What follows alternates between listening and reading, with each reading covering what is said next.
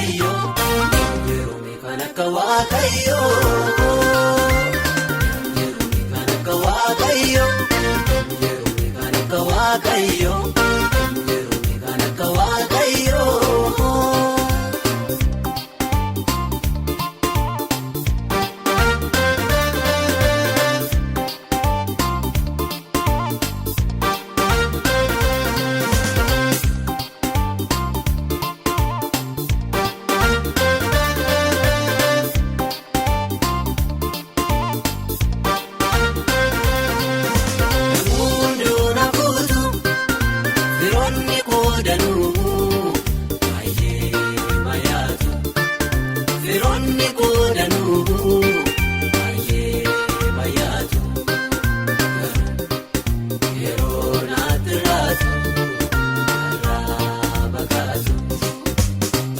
Waaqayyo garuu akkas miti qabaachuuf dhabuun goosisaaf homaa miti.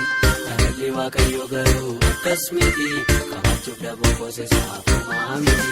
Jaalalli waaqayyo garuu akkas miti qabaachuuf dhabuun goosisaaf homaa miti. Inni qabaachuuf laalee naatti siifu dhabuu koo ilaalee namarraniiru.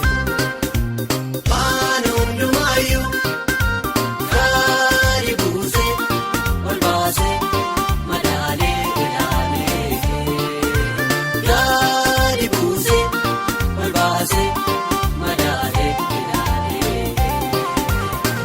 Yeroo kan akka waaqayyo yeroo kan akka waaqayyo. Kan akka waaqayyo yeroo kan akka waaqayyo yeroo kan akka waaqayyo yeroo kan akka waaqayyo.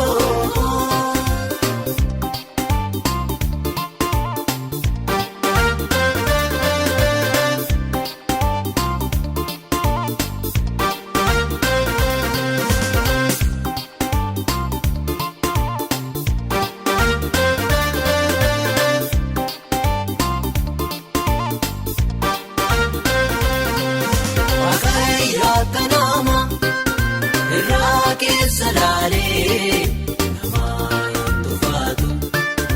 Irraa keessa laalee namaa hin tufaatu. Kansa ilaalchiisa addaa inni nuwaatu.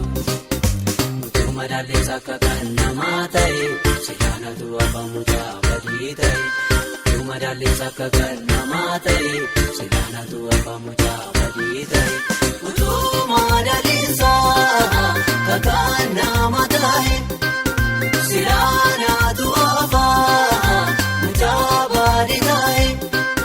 Kansa akka kan namaa miti miidhagisa keessa gaara namaa qoree argachiisa.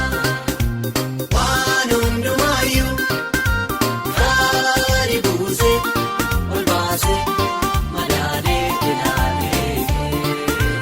Gadi buusee ol baasee madaalee ilaalee. Yeroo kan akka waaqayyo yeroo kan akka waaqayyo yeroo kan akka waaqayyo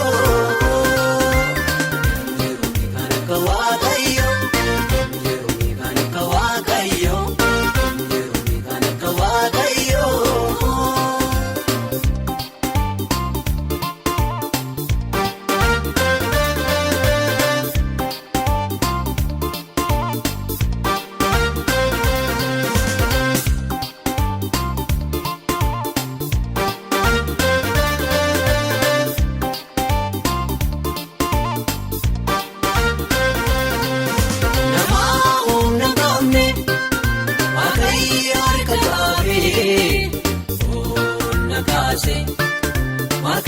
harka kaabee ol kaasee kunoo qulqulloota gidduu dhadhaabachiisee barraagatamaniif gaddaa kaagaransa kanarratti tolee naannoo amallisa barraagatamaniif gaddaa kaagaransa kanarratti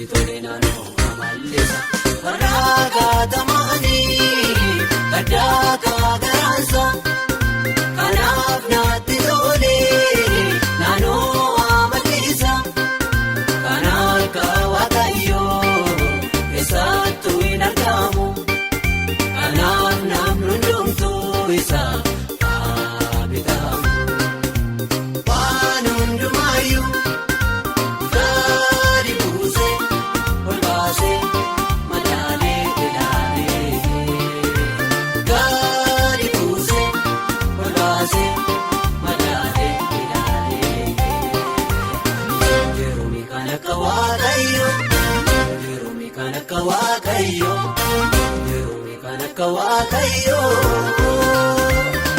Yeroo meeqaan akka waaqayyoo. Yeroo meeqaan akka waaqayyoo.